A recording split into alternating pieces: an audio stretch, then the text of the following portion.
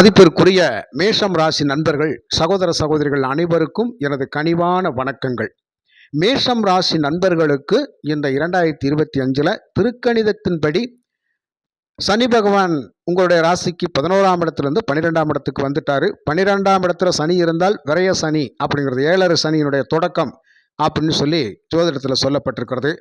சனி பகவான் 12ல் வந்துட்டாரு, விரய சனி ஆரம்பிச்சிருச்சே, என்ன நடக்குமோ ஏது நடக்குமோ அப்படிங்கிற பய உணர்வு அப்படிங்கிறது நிறைய மேஷராசி நண்பர்களுக்கு உண்டு. பொதுவாகவே சனி பகவானுக்கு பயப்படாத நபர்கள் இந்த உலகத்தில் யாரும் இல்லை. ஏன்னா சிவபெருமானையே பிடிச்சவர் இல்லையா? அவரை பிடிச்சதுனால தான் அப்பப்பா உங்ககிட்ட யாரும் வந்து ஜெயிக்க முடியாது, நீ தான் ஈஸ்வரன் அப்படின்னு சொல்லி அவருடைய பட்டத்தை சனி பகவானுக்கே கொடுத்துட்டு போயிட்டார் அப்படிங்கிறது. அப்படிப்பட்ட கிரகம்தான் சனி கிரகம். அதனால் சனி பகவான் அப்படிங்கிறது நீதி நேர்மைக்கு கட்டுப்பட்டு நடக்கிறவங்களுக்கு தகுந்த பலனையும், அநீதியாக நடக்கிறவங்களுக்கு ஒரு பலனையும் கண்டிப்பாக கொடுப்பார். உடனுடனே தண்டனைகளையும் கொடுப்பார். இப்போ நடக்கிற இந்த கலியுகத்தில எல்லாம் தப்பு செஞ்சால் உடனே தண்டனை, நல்லது செஞ்சால் அது லேட்டாக தான் நடக்கும். ஏன்னா சனி பகவான் தப்பு செய்கிறவங்களுக்கு உடனே தண்டனை கொடுக்க ரெடியாக இருப்பார், நல்லது பண்ணுறவங்களுக்கு கொஞ்சம் பலனை லேட்டாக கொடுப்பாரு அப்படிங்கிறத நம்ம தாராளமாக எடுத்துக்கலாம். அப்போ 12ல் விரய சனியாக வந்திருக்கும் போது என்னையா பண்ணும்? ஃபஸ்ட்டு கொஞ்சம் தூக்கத்தில் கை வைக்கும். ஒரு நிம்மதியில்லாத தூக்கம் சீக்கிரமாக வராது. படுத்த உடனே தூங்குவோமா அப்படின்னா அது நடக்கிற காரியம் இல்லை. ஏன் ஐயா அப்படின்னு கேட்டால், நமக்கு நிறைய பிரச்சனைகள் இருக்கும். அந்த பிரச்சனைகளை நினச்சிக்கிட்டே நம்ம கண்ணை மூடி தூங்குறதுக்கு ரொம்ப நேரம் ஆயிரும். அப்போ தீராத பிரச்சனைகள் ஏதோ இருக்குது. அது என்ன ஐயா? அதாவது குடும்பத்தில் ஒரு சந்தோஷம், மகிழ்ச்சி, வருமான பற்றாக்குறை அப்படிங்கிறது, நிறைய செலவுகள் அப்படிங்கிறது, பிள்ளைகளுக்கான செலவு அப்படிங்கிறது, நமக்கான வீட்டிற்கான செலவுகள் அப்படிங்கிறதும், தொழில் ரீதியாக வேலை ரீதியாக நம்ம ஒரு சிறந்த வருமானத்தை பெற முடியாமல் இருக்கின்றது அப்படிங்கிறதும், நிறைய எதிர்பார்த்து ஏமாற்றங்களை சந்திக்கிறது அப்படிங்கிறதும், கொடுக்கல் வாங்கல் சிறப்பாக இல்லாமல் இருக்கிறது, இந்த மாதிரியான பணப்பிரச்சனைகளை சிக்கிக்கிட்டு அல்லோலப்படுறது அப்படிங்கிறதும், வீண் வாதங்கள் வம்புகள் சேர்றது, அதன் மூலயமாக நமக்கு தேவையில்லாத இடங்களுக்கெல்லாம் போய் இப்போ சாட்சி சொல்ல வேண்டிய கட்டாயத்துக்கு வந்துடும் இல்லையா? இந்த ஜாமீன் போட்டு பணத்துக்கு நம்ம பொறுப்பு அப்படின்னு சொல்லி கொடுக்கறதுனால பணத்தை வாங்கணும், அவங்க பாட்டு போயிடுவாங்க, பொறுப்பு நாம தானே ஏற்கணும். இப்படி நிறைய விஷயங்களில் நம்ம பின்னடைவை சந்திச்சிருப்போம், பாதிக்கப்பட்டிருப்போம். அந்த பாதிப்புகளை நினச்சி இங்கே போய் படுத்தோம்னா தூக்கமே வராது. ஏண்டா நம்ம நல்லது பண்ண போய் நமக்கு இவ்வளோ பிரச்சனையா, இது ஏன் நடக்குது, எதுக்கு நடக்குது அப்படின்னு சொல்லி நம்ம சிந்திச்சுக்கிட்டே இருக்கிற ஒரு அமைப்பு அப்படிங்கிறனால தான் சீக்கிரமாக தூக்கம் வராது அப்படிங்கிறது.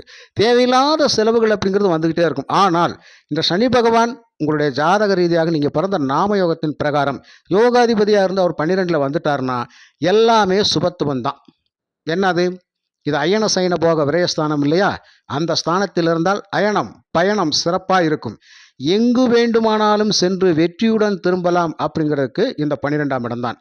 பயணங்கள் மூலமாக ஆதாயம், உள்ளூர் வெளியூர் வெளிநாடுகளுக்கு பயணமாகி வரக்கூடிய அமைப்பு அப்படிங்கிறது, அதே மாதிரி வெளிநாட்டில் போய் தொழில் வாய்ப்பு வேலை முறைகளை பெறுவது அப்படிங்கிறதெல்லாம் இந்த சனி பகவான் சிறப்பாக செஞ்சு கொடுப்பார். கணவன் மனைவி உறவு போக சுகங்களை கொடுக்கக்கூடிய இடம் 12ஆம் இடம் இல்லையா? அவர் யோகாதிபதியாக இருக்கும் பட்சத்தில் நல்லா வச்சிருப்பார். அவர் அவயோகியாக இருக்கும் பட்சத்தில் கண்டிப்பாக கெடுபலன் தான் கொடுப்பார், பிரிவுகளை ஏற்படுத்தி விட்டுருவார். ஆனாலும் ஜோதிடத்தில் ஒரு விஷயம் சொல்லப்பட்டிருக்கிறது, சனி இருக்கும் இடத்துக்கு பலவிதமான நன்மைகளை வாரி வழங்குவார், பார்க்கின்ற இடத்துக்குத்தான் பலனை குறைப்பார் அப்படிங்கிற ஒரு அமைப்பு உண்டு. அப்போ அவர் எங்கே பார்க்குறாரோ அங்கே பலனை குறைப்பார், ஆனால் இருக்கிற இடத்துக்கு நன்மை அதிகமாக செய்வார். அப்போ 12ஆம் இடத்துல சனி இருப்பது சுப விரயங்கள் சுப செலவுகள் நிறைய ஆகிக்கிட்டே இருக்கும். வீடு கட்டுவோம், வண்டி வாகனங்கள் வாங்குவோம், வீட்டுக்கு தேவையான பொருள்கள் வாங்குவோம், பிள்ளைகளுக்கான செலவுகள் நிறைய செய்வோம், சுபமங்கல நிகழ்வுகளுக்கு நிறைய செய்வோம், இடம் வாங்குவோம், இப்படி நிறைய விஷயங்கள் அப்படிங்கிறது இருக்குது. அப்போ நல்ல விஷயங்கள் தானையா? இது பல விதத்தில் நமக்கு நன்மைகளை கொடுக்கும். புரியுதுங்களா? அதுக்கப்புறம் இந்த மேஷ ராசிக்கு 2ல் இருக்கிற குரு 3ல் இருக்கிறது அப்படிங்கிறது, 3ல் போய் பேச்சாகி அமர்றாரு அப்படிங்கிறது போது இங்கே ஒரு மிகப்பெரிய சிக்கல் தான். குரு 3ஆம் இடத்தில் இருக்கிறது அப்படிங்கிறது ரொம்ப ஒரு இக்கட்டான பலனை கொடுக்கும் அப்படிங்கிறத நம்ம தாராளமாக எடுத்துக்கலாம். அது என்ன செய்யுமையா அப்படின்னு கேட்டால், ஒரு மகாபாரதத்தில் துரியோதனன் அப்படிங்கிறது மிகப்பெரிய சாம்ராஜ்யம், அவருடைய சாம்ராஜ்யம் படை சாம்ராஜ்யம் மிகப்பெரிய சாம்ராஜ்யம். ஆனால் அப்பேற்பட்ட வீரனுடைய படை சாம்ராஜ்யம் இந்த 3ல் குரு இருக்கிற போது மாண்டு விடும் அப்படிங்கிறது தான். அவர் மாண்டு விட்டார் இல்லையா? தோல்விகளை சந்தித்து விட்டார். இதுக்கு குரு 3ல் இருந்தால் அந்த மாதிரி ஒரு பிரச்சனையை கொடுக்கும் அப்படிங்கிறது தான். அப்போது இங்கே என்ன நடக்கும்?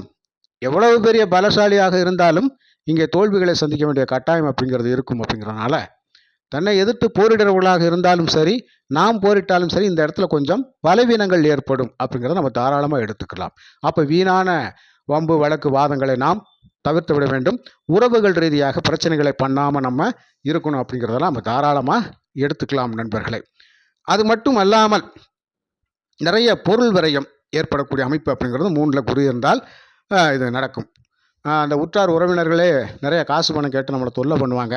அப்படி தொல்லை பண்ணுகின்ற போது என்ன நடக்கும்? நம்ம இல்லைன்னு சொல்லுவோம். அதுக்கும் ஒத்துக்க மாட்டாங்க. கொடுத்தாலும் திருப்பி தரமாட்டாங்க. இப்படி பல விஷயங்கள் அப்படிங்கிறது இருக்கும். இதுவே ஒரு மேசராசி நண்பர்களுக்கு இந்த காலகட்டத்தில் ஒரு மிகப்பெரிய பிரச்சனையாக இருக்கும். அதுக்கப்புறம் பார்த்தீங்கன்னா, ராகு பகவான் இந்த மே மாதம் 18ஆம் தேதி உங்களுடைய ராசிக்கு 11ஆம் இடத்தில் தான் அமர்வார். 12லேருந்து ராகு விலகுனது ரொம்ப ரொம்ப சிறப்பான விஷயம் அப்படின்னாலும் கூட, அவர் 11ல் அமர்வது இது ரொம்ப ரொம்ப சிறப்பான விஷயம்.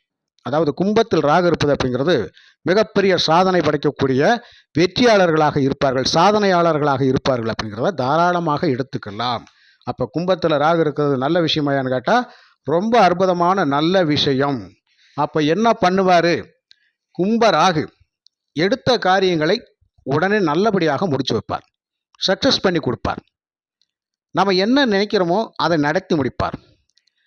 மேசராசிக்கு 11ஆம் இடம் லாபஸ்தானம் இல்லையா? சூழ்ச்சி தந்திரத்தோடு செயல்பட்டு பல விதங்களில் நம்ம ஜெயிக்கக்கூடிய வாய்ப்பு அப்படிங்கிறது நம்ம ஏற்படுத்திக்கிறோம். தொழில் பண்ணுறோமா, கண்டிப்பாக லாபத்தை ஈட்டுவோம். ஒரு கட்டாத கூலிக்கு நான் வேலை பார்த்துக்கிட்டு இருந்தேன், இப்போ ஒரு எக்ரிமெண்ட் எதிர்பார்க்கலாமா? தாராளமாக எதிர்பார்க்கலாம். அது கண்டிப்பாக இந்த ராகு பகவான் நமக்கு செஞ்சு கொடுப்பார். அப்போ 11ல் ராகு இருக்குது அப்படிங்கிறது ரொம்ப சிறப்பான விஷயம்தான். புரியுதுங்களா? அது மட்டும் அல்லாமல் பயணங்கள் மூலமாக நல்ல ஒரு ஆதாயத்தை தரக்கூடிய அமைப்பு அப்படிங்கிறது இந்த ராகு பகவான் செஞ்சு கொடுப்பார். புரியுதுங்களா? அப்போ 11ல் ராகு இருந்தால் நல்ல சம்பாத்தியம் அப்படிங்கிறது கட்டாயம் இந்த காலகட்டத்தில் இருக்கும். பணம் எவ்வளோ வேணாலும் வறுமையா நல்லா சம்பாதிப்போம். ஓடி ஆடி வேலை பார்ப்போம், ஓடி ஆடி பணம் பொருள் சம்பாதிப்போம், சேமிப்பு வைக்கணும்னு சொல்லி நினைப்போம். புரியுதுங்களா? என்ன வேலை செய்கிறோமோ, என்ன தொழில் செய்கிறோமோ, அதில் பலவிதமான நுட்பங்களை கண்டுபிடிச்சு மேலும் தொழிலை அபிவிருத்தி செய்யக்கூடிய அமைப்பு அப்படிங்கிறது இருக்கும். ராகு டிஜிட்டலாக யோசிப்பார் அப்படின்றது. இன்டர்நெட் கிரகம் அப்படி இன்னைக்கு நவீன காலத்தில் ராகுபை அப்படித்தான் ஜோதிடர்கள் சொல்கிறார்கள் அப்படிங்கிறத நம்ம தான் கேட்டுத்தான் ஆக வேண்டும். ஏன்னா உண்மை, உள்ளங்கையில் உலகம் அப்படிங்கிறது. 1 வயசு குழந்தைய கூட செல்போனை பார்த்து ஆசை வந்துடுது. என்ன இந்த காரணம்? இந்த உலகம் அப்படி, இன்டர்நெட் உலகம். அப்போ பிறக்கின்ற குழந்தை 3 மாதம் 6 மாதம் மொபைலை காட்டிட்டா போதும், அப்படியே உன்னிப்பாக கவனிக்கும். இதுதான் ராகு 11ல் இருக்கிறது. எதையுமே உன்னிப்பாக கவனிப்பீங்க. புரியுதுங்களா? அப்போ உன்னிப்பாக கவனித்து என்ன பண்ண போகிறோம்? அது என்ன குற்றம் குறைகள் அப்படிங்கிறத கண்டுபிடிச்சு அதற்கான பலன்கள் என்ன அப்படிங்கிறத தெளிவுபடுத்த போகிறோம். அப்போ நல்ல விஷயம் தானையா? எல்லா விஷயத்திலுமே சூழ்ச்சி தந்திரத்தோடு செயல்பட்டு தமக்கான இழப்பீடுகளை ஏற்படாமல் பார்த்து கொள்வீர்கள். அப்போ லாபத்தை மட்டுமே ஏற்படுத்தக்கூடிய நோக்கம் அப்படிங்கிறது உங்களுக்கு இருக்கும். எப்போ பார்த்தாலும் சுறுசுறுப்பாக இருக்குது, பரபரப்பாக இயங்குறது, இதெல்லாம் இந்த காலகட்டத்தில் இருக்கும். அதுக்கப்புறம் பார்த்தீங்கன்னா, வெளிநாட்டு பயணங்கள் அப்படிங்கிறது நிச்சயமாக நமக்கு ஏற்படக்கூடிய அமைப்பு இருக்கும். அப்புறம் இந்த 11ல் ராகு இருக்கிறது அப்படிங்கிறது உடல்நல பாதிப்பு அப்படிங்கிற சில பேருக்கு வரும். அந்த வயதானவங்களுக்கெல்லாம் கண்டிப்பாக உடல்நல பாதிப்பு வரும். இந்த காலகட்டத்தில் என்ன ஆகும்னு கேட்டால், ராகு 11ல் இருக்கிறது அப்படிங்கிறது நமக்கு இங்கிலீஷ் மாத்திரை மருந்துகளை விட நாட்டு வைத்தியம் பார்க்குறது ரொம்ப சிறப்பு. உடம்புல என்ன பிரச்சனை இருந்தாலும் அது சரியாகும் அப்படிங்கிறதான். நாட்டு வைத்தியம் மெதுவாக தான் கேட்கும், ஆனால் உடனே கேட்கும். அந்த மாதிரி வைத்தியங்கள் அப்படிங்கிறது. இப்போ கை வலி, முட்டு வலி, கணுக்கால் வலி, பாத வலியெல்லாம் இருக்குது, கழுத்து வலி, பிடனை வலி, குறுக்கெலும்பு வலி, இப்படி பல பிரச்சனைகள் இருக்கிறவங்களுக்கெல்லாம் நீங்கள் இந்த இங்கிலீஷ் மருந்து சாப்பிட்றத விட இந்த நாட்டு வைத்தியம் பார்க்குறது தான் உங்களுக்கு சீக்கிரமாக கேட்கும் அப்படிங்கிறத இந்த ராகு பகவான் 11ல் இருக்கிறவங்களுக்கு நல்லதே நடக்கும். அப்போ அதுக்கு பலாபலன் அதிகம். சரிங்களா சாமி? இதுக்கப்புறம் பார்த்தீங்கன்னா, கேது பகவான் அப்படிங்கிறது உங்களுடைய ராசிக்கு 5ஆம் இடத்துக்கு வருவார். 5ல் கேது இருக்கிறது அப்படிங்கிறது ஒரு மிகப்பெரிய கஷ்டகாலம் அப்படின்னு தான் சொல்லணும். 5ல் கேது அப்படிங்கிறது என்ன செய்யும்? புத்திரர்களுக்கு நிறைய செலவுகளை ஏற்படுத்தும். புத்திரர்களால் நமக்கு ஒரு மனமகிழ்வு இருக்காது, ஒரு நமக்கு மன சங்கடங்கள் ஏற்படும், நம்ம சொல்படி கேட்க மாட்டாங்க. அதேமாதிரி குழந்தை பேரை கொஞ்சம் தாமதப்படுத்தும். அந்த குழந்தை பேர் எதிர்பார்த்துக்கிட்டே இருப்பாங்க. இதில் போய் கேது பகவான் வேறு இந்த வருஷம் பேச்சாகி 5ல் உட்காந்துருவார். இங்கே என்ன நடக்கும்? கருக்கூடி வேற மாதிரி இருக்கும், ஆனால் அது ஒரு அபார்ஷன் ஆகக்கூடிய அமைப்பெல்லாம் இந்த கேது பகவான் கொடுப்பார். ஆனால் தாமதமான ஒரு புத்திர பேரை ஏற்படுத்தக்கூடிய அமைப்பில் இந்த கேது பகவான் செய்வார். அதனால் அந்த ஒரு விஷயங்கள் அப்படிங்கிறது கொஞ்சம் நமக்கு லேட் ஆகும் அப்படிங்கிறத தாராளமாக எடுத்துக்கலாம். ஆனால் கொடுத்துரும். கண்டிப்பாக அந்த பாக்கியத்தை கொடுக்கும். அப்படி ஒரு அமைப்பு அப்படிங்கிறது இருக்குது. அந்த விஷயத்தில் கொஞ்சம் பார்த்து கவனமாக இருக்கும். அதிர்ஷ்ட வாய்ப்புகள் அப்படிங்கிறது மெதுவாக தான் கிடைக்கும். 5ல் கேது இருந்தால் அதிர்ஷ்ட வாய்ப்புகள் அவ்வளோ சீக்கிரம் ஏற்படுத்தாது. அதிர்ஷ்ட வாய்ப்புகளை அவ்வளவு சீக்கிரம் நமக்கு தராது. குலதெய்வ வழிபாடை நல்லா அட்டகாசமாக பண்ண சொல்லணும். கண்டிப்பாக போய் குலதெய்வ வழிபாடு பண்ணுறது மேஷராசி நண்பர்களுக்கு 100% நற்பலன்களை தரக்கூடிய அமைப்பு அப்படிங்கிறது இருக்கும். அப்போது எந்த தெய்வத்தை இறுக்கமாக பிடிச்சிக்கணும் அப்படின்னா குலதெய்வத்தை இறுக்கமாக பிடிச்சிக்கோங்க. அதாவது நாடு நாடாக போய் எத்தனை கோயில்களுக்கு போய் நம்ம சாமி கும்பிட்டு வந்து பணம் பொருள் சம்பாதிச்சுட்டு வந்தாலும் குலதெய்வம் கதவை திறக்கவில்லை என்றால் அந்த பணம் பொருள் வீட்டுக்கு வெளியே தான் வேஸ்ட்டாக போயிடும். காசு பணம் கையில் தங்காது. சம்பாதிக்கிற எல்லாமே வேஸ்ட்டாக போகும். அப்போ குலதெய்வம் ஸ்ட்ராங்காக இல்லைன்னு அர்த்தம். குலதெய்வம் நமக்கு சப்போர்ட் பண்ணலன்னு அர்த்தம். அப்போ கேது பகவான் ஞானகாரன் மோட்சகாரகன் அப்படிங்கிறது, ஆன்மீக வழிபாடு, ஆன்மீக பயணங்கள் சொல்கிறது அப்படிங்கிறதெல்லாம், ஆலய தரிசனம் சொல்கிறதெல்லாம் கேது பகவான் அப்படிங்கிறனால கண்டிப்பாக நீங்கள் குலதெய்வ வழிபாடை தான் சிறப்பாக பண்ணணும். அதுக்கப்புறம் 5ஆம் இடம் மனம் அப்படிங்கிற சம்மந்தப்பட்ட விஷயம் அப்படிங்கிறதுனால குழப்பங்கள் தீர நீங்கள் இஷ்ட தெய்வத்தை பாருங்கள். குழப்பங்கள் தீர்வதற்கு இஷ்ட தெய்வத்தை பார்க்கணும். கஷ்டங்கள் தீர்வதற்கு குலதெய்வத்தை தான் பார்க்கணும். அந்த மாதிரி ஒரு அமைப்பை நீங்கள் வச்சுக்கோங்க. அது நீங்கள் இந்த மாதிரி வழிபாடு பண்ணுற போது உங்களுக்கு ரொம்ப ரொம்ப சிறப்பான பலன் கிடைக்கும். மற்றபடி குரு 3ல் இருக்கிறது அப்படிங்கிற ஒரு நெகட்டிவான விஷயத்தை சொல்லியிருந்தோம். ஆனால் பார்க்கின்ற இடத்துக்கு பலனை அதிகப்படுத்துவார் இல்லையா? குரு இருக்கும் இடத்துக்கு தானேயா கஷ்டத்தை கொடுப்பாரு. ஆனால் பார்க்குற இடத்துக்கு பலனை கொடுப்பார்ல. அப்போ 3ல் இருக்க குரு அவர் 5ஆம் பார்வை 7ஆம் இடத்தை பார்க்கின்ற பொழுது ஏதோ இவ்வளோ நாளும் ஒரு தேவையில்லாத ஒரு செலவுகள் அப்படிங்கிறது நமக்கு இருந்துச்சு. தேவையில்லாத மன சங்கடங்கள் அப்படிங்கிறது இருந்துச்சு. நிறைய பேருனால நம்ம நம்பிக்கை துரோகத்துக்கு ஆளாக்கப்பட்டோம். நிறைய பேர் பண மோசடி பண்ணிட்டாங்க. நம்பி கொடுத்து ஏமாந்துட்டேன். போன பணம் வரவே இல்லை. வாங்கினவனை கேட்டால் சண்டைக்கு வேறான். எங்கே வேணாலும் பார்த்துக்கலானாலும் எடுத்து பேசுகிறாங்க. பல வாக்கில் பிரச்சனைகளில் போயிட்டு இருக்கிற ஐயா. நான் வியாபாரம் பண்ணிகிட்டு இருக்கேன். வியாபாரத்தில் ஒரு லாபம் கிடையாது. இந்த வியாபார தொழில்கள் செய்கிற அத்தனை பேருக்கும் கடந்த காலகட்டங்களில் நஷ்டங்கள் அதிகமாக இருந்திருக்கும் அப்படிங்கிறத நம்ம தாராளமாக ஏற்றுக்கொண்டு தான் ஆக வேண்டும். சரிங்களா? அப்போது 3ல் இருக்கிற குரு பார்க்கக்கூடிய 5ஆம் பார்வை 7ஆம் இடம் அப்படிங்கிறதுனால இப்போ அந்த நண்பர்கள் பணம் வாங்கிட்டு போனவங்க தாராளமாக கொண்டு வந்து திருப்பி தரக்கூடிய அமைப்பு அப்படிங்கிறது இருக்கும். அப்போ போன பணம் கைக்கு வரக்கூடிய அமைப்பு நம்ம தாராளமாக எடுத்துக்கொள்ளலாம். நல்ல விஷயம் தானையா? பிரிந்து போன கணவன் மனைவி ஒன்று சேரக்கூடிய அமைப்பு அப்படிங்கிறது நிச்சயம் அந்த காலகட்டத்தில் ஏற்படும். அதை நம்ம தாராளமாக எடுத்துக்கலாம். அதே மாதிரி 7ஆம் இடத்தை குரு பார்க்கின்ற பொழுது சுபமங்கல நிகழ்வு வீட்டில் கல்யாண காட்சிகள் அப்படிங்கிறது நடக்கக்கூடிய அமைப்பு நிச்சயமாக உண்டு.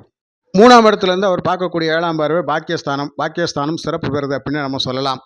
அப்போ தந்தைக்கு ஒரு ஆதாயம் உண்டு. தந்தை வழி சொத்துக்கள் மூலமாக ஒரு நல்ல ஆதாயத்தை பெறப்போகிறோம். அரசு சார்ந்த துறைகளில் ஒரு ஆதாயத்தை பெறப்போகிறோம். இன்றைக்கி போட்டித் தேர்வுகளில் எழுதி கொண்டு நாங்கள் அரசு தேர்வுக்காக காத்துக்கிட்டு இருக்கிற, அரசு துறையில் வேலை வாய்ப்புக்காக காத்திருக்கிறேன்னா தாராளமாக மேசராசி நண்பர்களுக்கு இந்த காலகட்டத்தில் கிடைக்கும். 7.5 சனி நடந்தாலும் அதை பற்றி நீங்கள் கவலையே பட வேணாம். குருவினரை பார்வை பாக்கியஸ்தானத்தில் விழுகின்றது. அவர் வீட்டை அவரே பார்க்குறாரு. அப்போ 9ஆம் இடம் அப்படிங்கிற சிறப்பு பெறுது. தான தர்ம புண்ணியங்கள் சிறப்பாக பண்ணுங்கள், நல்ல பலன் கிடைக்கும் அப்படிங்கிறத தாராளமாக எடுத்துக்கொள்ளலாம். அதுக்கப்புறம் அவர் பார்க்கக்கூடிய 9ஆம் பார்வை ராகுவை பார்க்குறார் 11ஆம் இடத்துல. அப்போ 11ஆம் இடம் லாபம் தானையா? அப்போ ராகு சிறப்பு பலனை கொடுக்க காத்திருக்கின்ற ஒரு சனி பகவானை பற்றி கவலைப்பட வேண்டிய அவசியம் இல்லை. சனி பலவிதமான நன்மைகளை செய்தாலும் சில கெடுதல்களை பண்ணத்தான் செய்வார். அப்போ சனி பகவானை தரிசனம் பண்ணுறது அப்படிங்கிற ரொம்ப ரொம்ப சிறப்பான விஷயம். கண்டிப்பாக சனிக்கிழமை தோறும் எள் தீபம் ஏற்றி சனி ஓரையிலேயே சனி பகவானை வணங்கி வழிபட்டால் அவர் சிறப்பான பலனை கொடுப்பார். மற்றபடி குறைகள் ஒன்றும் இல்லை, நிறைகளே நடக்கும். சரிங்களா? அதாவது ரொம்பையும் பாதிக்கப்பட போகிறது கிடையாது, ரொம்பையும் உச்சத்துக்கு போக போகிறது கிடையாது. ஒரு மீடியமான அமைப்பு அப்படிங்கிறதா அந்த மேசராசிக்கு இருக்கும். சரிங்களா சாமி? அதனால் சில விஷயங்கள் நெகட்டிவாக இருக்குது அப்படின்னு சொன்னால் நான் சொன்ன பரிகார வழிமுறைகள் மட்டும் பண்ணினா போதும், நல்லதே நடக்கும் என்று கூறி மீண்டும் ஒரு நல்ல பதிவில் நான் உங்களை சந்திக்கின்றேன். நன்றி, வணக்கம்.